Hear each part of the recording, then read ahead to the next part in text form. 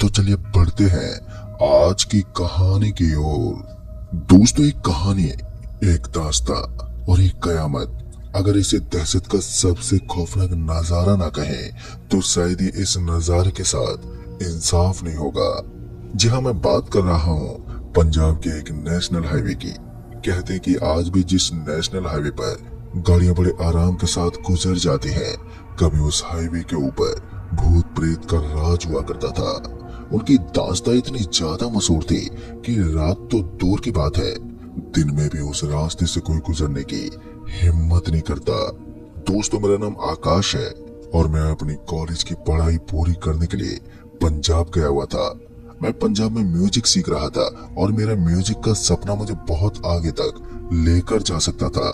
ऐसे में हर दिन की प्रैक्टिस मुझे अपने सपने के बेहद करीब ले जाती है, लेकिन फिर वक्त के पहिए ने करवट बदली और फिर मेरे साथ कुछ ऐसा हुआ जिसके बाद मेरे सपने के साथ साथ मेरी जिंदगी में भी एक बड़े बड़े बदलाव आ गए। सिर्फ एक रात ने मेरी जिंदगी को पूरी तरह से बदल दिया था। यूं तो मैं घूमने फिरने में इतना ज्यादा विश्वास नहीं रखता था। ऐसा नहीं था कि मैं बाहरी इलाकों में जाना नहीं चाहता था, पर मुझे कुछ चीजें पसंद भी नहीं आती थी, जैसे कि दोस्तों के साथ मस्ती करना हो या फिर रात को घर से बाहर निकलकर दारू बीड़ी पीना। इन सब चीजों से मैं बहुत ही ज्यादा दूर था।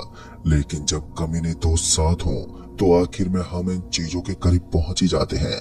भले ही मैंने आज तक शराब बीड़ी नहीं पी थी, लेकिन मैं घूमने फिरने का थोड़ा बहुत शौकीन जरूर था। तो ऐसे में मुझे अपने दोस्तों की जिद की वजह से घूमने के लिए तैयार होना पड़ा। फिर एक रात अचानक उन सभी ने प्लान बना लिया कि हम सभी घूमने के लिए वीरान एरिया में जाएंगे। ऊपर से इन दोनों उस पहाड़ी इलाके में फोटो खींचने का अलग ही मजा था। तो आखिर में हमने इस बात को तय कर लिया कि हम कल रात को ही चलेंगे। हमने प्लान तो पहले आज का ही बनाया था, लेकिन आज हमारे सभी दोस्त इकट्ठा नहीं हुए थे और किसी ने भी तैयारी नहीं की थी। तो ऐसे में अचानक प्लान बदलकर हमने कल शाम का रुक कर दिया।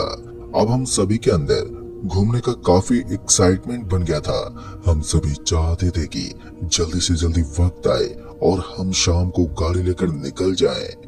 हमारे एक दोस्त रंजन की एक गाड़ी थी और हम सभी उसी गाड़ी से निकलने वाले थे। लेकिन हमारे सामने अभी एक विकट समस्या ये खड़ी हो गई थी कि हम में से गाड़ी ड्राइव कौन करेगा, क्योंकि हम सभी दोस्तों में से कोई भी ऐसा नहीं था जो उतनी बेहतरीन तरीके से गाड़ी को चला सके। हाँ, हमारा दोस्त रंजन गाड़ी चला सकता था, लेकिन उसके अलावा हमें एक दूसरे ड्राइवर की भी जरूरत थी ताकि वो थक जाने पर दूसरा ड्राइवर गाड़ी को ड्राइव कर सके। मुझे भी थोड़ी बहुत गाड़ी ड्राइव करनी आती थी, लेकिन भीड़भाड़ वाले इलाके में मैं भी ड्राइव करने में उतना सक्षम नहीं था। तो ऐसे में हमने किसी दूसरे ड्राइवर की तलाश करना शुरू कर दिया। फिर हमें एक करण नाम का ड्राइवर मिला और उसने हमसे कुछ पैसे तो मांगे, लेकिन एक ड्राइवर की जरूरत होने की वजह से हम उसे एक दिन की मजदूरी देने के लिए तैयार हो गए। उधर उसने बताया कि वो अपने बस के काम को छोड़कर आ रहा है। उसने अपनी बस भी अपने कंडक्टर के भरोसे ही छोड़ दी। लेकिन ज्यादा देर की बात नहीं है, इसलिए वो एक रात के लिए हमारे साथ चलने को तैयार हो गया, क्योंकि वो ड्राइवर उस इलाके के चप्पे चप्पे को अच्छी तरह से जानता था। तो हमारा काम और भी ज्यादा आसान हो गया। उसके बाद हम सभी ने उसका शुक्रिया अदा किया और शाम को अपना सारा सामान रखकर घूमने के लिए निकल दिए। वैसे तो हम सुबह ही वापस से अपने कमरे पर पहुंचने वाले थे, लेकिन दोस्तों रात को मस्ती मजाक में हमारे जो कपड़े खराब होने वाले थे उनका रिप्लेसमेंट हमने पहले ही ले लिया था। साथ ही हम सभी वहीं के एक वाटर पार्क में जाने वाले थे। हम सभी बड़े ही खुश थे और सभी खुशी खुशी गाड़ी लेकर निकल पड़े। अब रास्ता ज्यादा लंबा नहीं था। जिस जगह पर हम रहते थे वहां से लगभग 25 से 30 किलोमीटर का सफर ही हमें तय करना पड़ता था। ऐसे में हम वहां से सीधा एक पहाड़ी इलाके में पहुंच गए, लेकिन वो 25 से 30 किलोमीटर का सफर लगभग 4 घंटे का हो जाता था, क्योंकि बारिश के दिनों में वहां पूरी तरह से पानी भरा हुआ रहता था। ऊपर से कहीं भी कोई भी गड्ढा हो सकता था। तो ऐसे में हमारे लिए ये भी एक मुसीबत थी। हालांकि उस पहाड़ी इलाके में केवल एक चीज का डर रहता था कि कहीं से कोई विशाल पत्थर आकर हमारे ऊपर न गिर जाए। ऐसा कई बार होता था कि पहाड़ी के ऊपर से विशाल विशाल पत्थर एकदम से नीचे गिरने लगते और उनकी वजह से कई लोग मौत के घाट भी उतर जाते। हमें थोड़ा बहुत डर तो लग रहा था, लेकिन साथ ही हम सभी बहुत ही खुश भी थे। हम सभी अब एक पहाड़ी इलाके में पहुंचे थे जहां पर थोड़ा पानी भरा हुआ था। मेरे कुछ चुनिंदा दोस्त वहां पर फोटो खींचने लगे और मैं एक पहाड़ी के छोटे से पत्थर पर जाकर वहां के आसपास के नजारे को देखने लगा। वहां से मुझे 2 किलोमीटर दूर शहर साफ साफ नजर आ सकता था। उस पहाड़ी से बैठकर जब उस शहर को देखा जाए तो वो बड़ा ही खूबसूरत लगता। ऐसा लगता कि इस नजारे को मैं अपनी आंखों में कैद कर लूं और बार बार देखता रहूं। इतने में ही मेरा एक दोस्त पता नहीं कहां से वो भागता हुआ आया। उसकी सांसें खुली हुई थी। अरे भाई, तू यहाँ पर बैठा हुआ है? और वहां हमारे एक दोस्त की तबीयत अचानक ही बिगड़ गई। ये सुनकर मैं एकदम से खड़ा हुआ और बोला, अरे क्या हुआ? तब जाकर उसने बताया कि हमारे एक दोस्त विद्युत को अचानक ही पेट में दर्द होने लगा है, इसलिए ड्राइवर को उसे लेकर तुरंत ही निकलना पड़ेगा। हालांकि वो एक पथरी का दर्द था, क्योंकि थोड़े दिन पहले उसने बताया था कि उसके पेट में एक पथरी बनी हुई है, जिसकी वजह से अक्सर उसे दर्द होता रहता है। ऐसे में उसे अस्पताल में जाना जरूरी था, इसलिए मैंने ड्राइवर को बोला कि आप इसे अस्पताल ले जाएं। हम 2 से 3 लड़के यहीं पर रुकते हैं और इसे दिखाने के बाद वापस या तो यहीं पर लेकर आ जाएं या फिर इसे रूम पर छोड़ दें। मेरी बात सुनकर उस ड्राइवर ने भी अपनी गर्दन हिलाई और उसके बाद गाड़ी लेकर निकल गया। मुझे बस इस चीज का डर लग रहा था कि कहीं उसको कोई और गड़बड़ ना हो जाए। हम सभी दोस्तों के हाथ में एक एक टॉर्च थी जो हमें इस अंधेरी रात में बड़ा फायदा दे रही थी। इतने में ही मेरे दोस्त रंजन ने बोला, अरे भाई, अब हम तीनों यहाँ पर बचे हैं और बाकी 2-3 लड़के तो यहाँ से चले गए हैं, तो हमें तो थोड़ा संभल कर रहना होगा, क्योंकि ये पहाड़ी इलाका है और यहाँ पर कोई जंगली जानवर भी अटैक कर सकता है हम पर। फिर मैंने अपने दोस्त रंजन को बोला, अरे भाई, वो सब तो ठीक है, लेकिन तुम लोगों ने अभी तक मुझे ये नहीं बताया कि यहाँ का वो वाटर पार्क कहाँ पर है जहाँ हम मजे लेने वाले थे। मेरी बात सुनकर मेरे दोस्त ने बताया कि इतनी रात को हम उस वाटर पार्क के अंदर नहीं जा सकते। कहते हैं कि रात में वहाँ जाने के लिए अलग से परमिशन लेनी पड़ती है। वैसे भी रात में वहाँ पर किसी को जाने नहीं दिया जाता। और साथ ही ये भी कहते हैं कि उस वाटर पार्क में कुछ भूतियां हस्ती निवास करती हैं। हालांकि ये सब बकवास बातें हैं, लेकिन लोगों ने वहां इन बात का अलग सा ही सस्पेंस बनाया हुआ है। जितना मेरे दोस्तों को इन चीजों पर यकीन था, उतना ही मुझे, यानी कि ना के बराबर। लेकिन फिर भी कभी कभी कुछ चीजें ऐसी होती हैं जिनके ऊपर विश्वास कर लेना बेहतर होता है। वैसे तो मैं इन चीजों को बिल्कुल भी नहीं मानता था, लेकिन अपने दोस्तों की बातें सुनकर मुझे थोड़ा थोड़ा ये लग रहा था कि हो सकता है कि सच में कुछ ऐसा हो जिसकी वजह से लोग रात में वहां पर ना जाते हो, क्योंकि कोई भी चीज पूरी तरह से झूठ नहीं हो सकती। उसमें 10% सच्चाई तो जरूर छुपी होती है।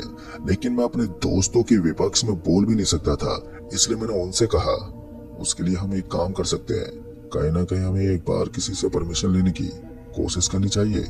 मेरी बात सुनकर रंजन भी मेरी बात से एग्री करने लगा और उसने कहा कि मेरा कहना बिल्कुल सही है, एक बार हम ट्राई कर सकते हैं। फिर उसके बाद रंजन ने उस डायमंड वाटर पार्क वाले आदमी को फोन मिलाया और उससे रात में नहाने की परमिशन लेने लगा। लेकिन उसने सख्त मना करते हुए कहा, भाई साहब, रात में मैं कोई जिम्मेदारी नहीं ले सकता। रात में उस वाटर पार्क में किसी के साथ भी कोई भी भयानक घटना कर सकती है, इसका जिम्मेदार मैं नहीं हूँ। अब ये सुनकर मैंने अपने दोस्त रंजन को बोला, भाई, उसको बोल के हमें रात को ही वहाँ मजे लेने हैं, और अगर यहाँ कुछ होता है तो उसके जिम्मेदार सरासर हम ही होंगे। फिर किसी तरह से रंजन ने उस आदमी को मनाने की बहुत ही कोशिश की और आखिर में उस आदमी ने हाँ भी भर ली। लेकिन अभी भी उस आदमी की नियत नहीं थी कि वो हमें उस वाटर पार्क में जाने दे। बार बार वो हमें मना कर रहा था, लेकिन हम तो उसकी सुनने को तैयार ही नहीं थे। तभी उसने हमें ये भी बताया कि जिस जगह पर वो वाटर पार्क बना हुआ है वहाँ आसपास की सड़क एकदम सुनसान है, इसलिए आप सभी को बहुत खतरा हो सकता है। लेकिन हमने फिर भी उसकी बात नहीं मानी और हम किसी भी तरह रात को ही उस वाटर पार्क में जाना चाहते थे। लेकिन हमें क्या मालूम था कि अक्सर जल्दबाजी में उठाया वो फैसला इंसान के लिए भयानक सिद्ध हो जाता है। बाद में हमने जो सोचा था हुआ भी वही। थोड़ी देर के बाद हमारे बाकी के दोस्त गाड़ी लेकर पहुंच गए, पर अच्छी बात ये थी कि हमारा वो दोस्त अब ठीक था। जब हमने उसका हालचाल पूछा तो पता चला कि दवाइयां ज्यादा भारी होने की वजह से उसका सर भी भारी हो गया था और उसकी वजह से पेट दर्द के साथ साथ उसका सर दर्द भी करने लगा, जिस वजह से उसका शरीर भी पूरा जवाब दे गया। हमें ये सुनकर काफी अच्छा लगा कि अब हमारा दोस्त ठीक ठाक है। उसके बाद हमने अपने बाकी दोस्तों को बताया कि हमने किसी तरह से उस वाटर पार्क वाले आदमी को रात में ही मना लिया है। जैसे उन्होंने हमसे ये सुना तो उनकी तो खुशी का मानो कोई ठिकाना ही नहीं था। फिर उन्होंने कहा, अरे भाई फिर देरी कैसी, चलो जल्दी से नहाने के लिए चलते हैं। हमने जल्दी से गाड़ी के अंदर अपनी यात्रा शुरू कर दी।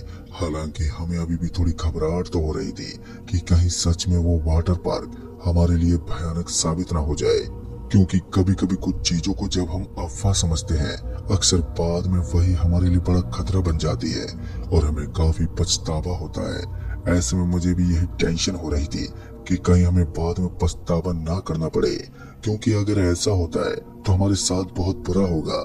हम किसी तरह से उस वाटर पार्क के पास पहुंच गए तो हमने देखा कि उस वाटर पार्क का आदमी पहले से ही वहां पर मौजूद था, जो हमारा वेट कर रहा था।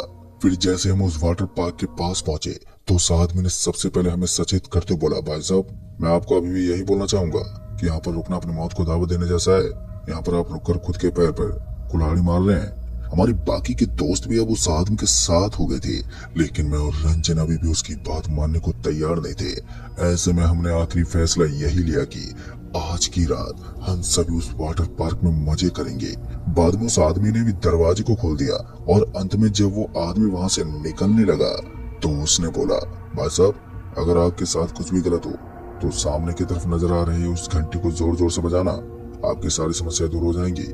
हो सकता है कि इससे पहले आपके साथ बहुत कुछ घट जाए, लेकिन अगर आप इस घंटी तक पहुंच जाओगे तो आपकी जान बच जाएगी। दोस्तों उस आदमी की बातें किसी कहानी की तरह बन गई थी जिस पर यकीन करना बड़ा मुश्किल था। उसके बाद मैं और रंजन हंसते हुए वाटर पार्क में चले गए। फिर हमने देखा कि वहाँ का पानी काफी साफ था, जिसमें डुबकी लगाने का मजा अलग ही था। उसके बाद में और रंजन और हमारे बाकी के दोस्त एकदम से उस पानी के अंदर कूद गए और खूब एंजॉय करने लगे। वहाँ चारों तरफ लाइट थी, जिस वजह से हमें नहाने में और भी मजा आ रहा था। यूं ही एंजॉय करते वक्त कब आधा घंटा बीत गया हमें पता ही नहीं चला, और इतने में ही हमने देखा कि उस वाटर पार्क का पानी एकदम से लाल होने लगा। दोस्तों ये नजारा हम सभी के लिए बहुत ही भयानक बन गया और हम इस चीज का एहसास कर सकते थे कि ये कोई नॉर्मल चीज नहीं बल्कि किसी का खून है जो इस वाटर पार्क में बुरी तरह से फैल गया है। इतने में मैंने अपने सारे दोस्तों को सतर्क कर दिया और मेरे सारे दोस्त एक एक करके उस वाटर पार्क से बाहर निकल गए, क्योंकि हम समझ गए थे कि यहाँ कुछ अजीब हुआ है। हमें डर था कि कहीं यहाँ पर किसी की लाश तो नहीं छुपाई गई है, लेकिन उस वाटर पार्क में सच कहूँ तो हम चारों तरफ घूम चुके थे, लेकिन हमें ऐसा कुछ भी नजर ही नहीं आया था। तभी मेरे दोस्त रंजन ने कहा, भाई वो देख। फिर जैसे मैंने उसके बताए मुताबिक उस दिशा में देखा तो मैंने पाया कि एक आदमी सड़क की ओर भागता हुआ हमारी तरफ आ रहा था। उस आदमी के हाथ में एक बड़ा सा डंडा था जो पूरा खून से लथपथ था। उस आदमी को हमारी तरफ आता हुआ देखकर हम सभी एक बार के लिए हैरान हो गए। फिर वो आदमी सीधा उस वाटर पार्क में आकर कूद गया और उसके अंदर कूदते ही वो पूरा वाटर पार्क अब एकदम इस तरह से लाल हो गया मानो उस वाटर पार्क में पानी नहीं बल्कि खून ही खून हो। और इतने में उसके अंदर से 3-4 लाशें ऊपर तैरने लगी। अब ये दृश्य हमारे लिए बहुत ही भयानक था। इससे पहले कि हम पलट कर पीछे भाग पाते कि उन लाशों ने हमारा पीछा करना शुरू कर दिया। हम इस भयावह स्थिति में भागने के अलावा कर भी क्या सकते थे, लेकिन तभी उनमें से एक ने मेरे दोस्त रंजन को पकड़ लिया और वो उसे वाटर पार्क के अंदर खींचने लगा। एक बात तो मैं अच्छी तरह से समझ गया था कि अगर उसने रंजन को वाटर पार्क के अंदर घसीट लिया तो फिर हमारे लिए रंजन की जान बचा पाना लगभग नामुमकिन हो जाएगा। इतने में कुछ बातें मेरे जहन में दौड़ने लगी। दरअसल उस आदमी ने मुझे बताया था कि उस वाटर पार्क के अंदर एक घंटी बनाई गई है।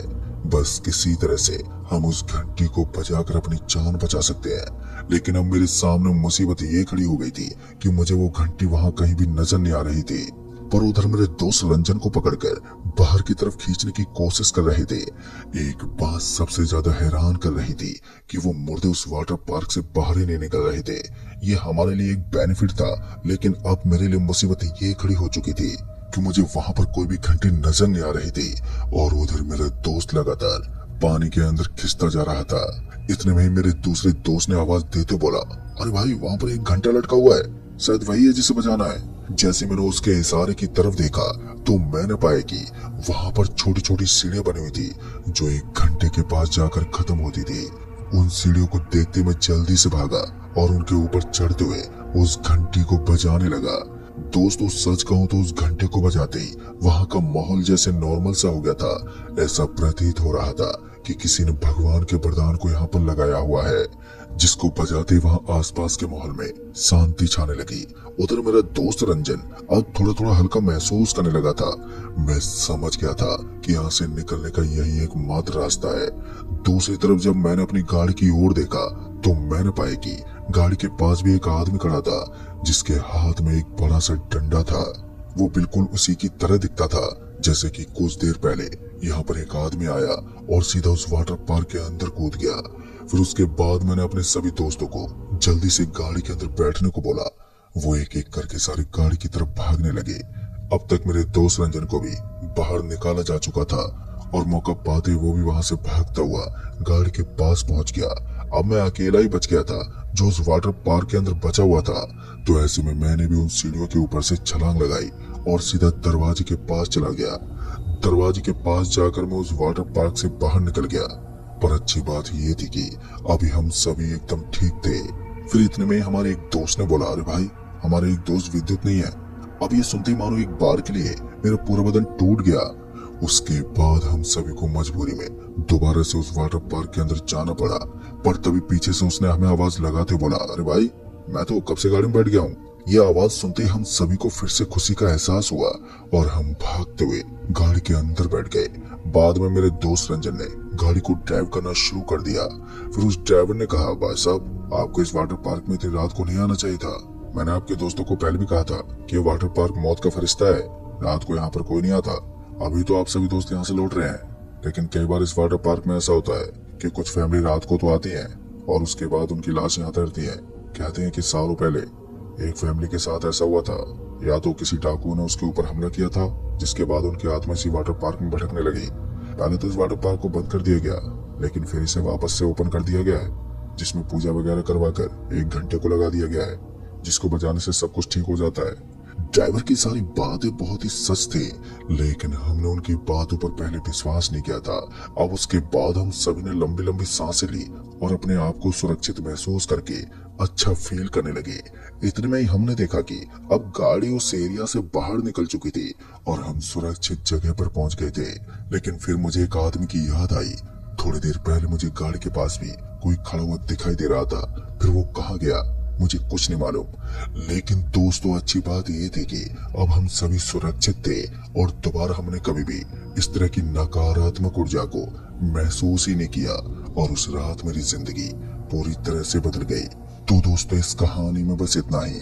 कहानी आपको पसंद आई हो तो वीडियो को लाइक शेयर कमेंट जरूर कर दें।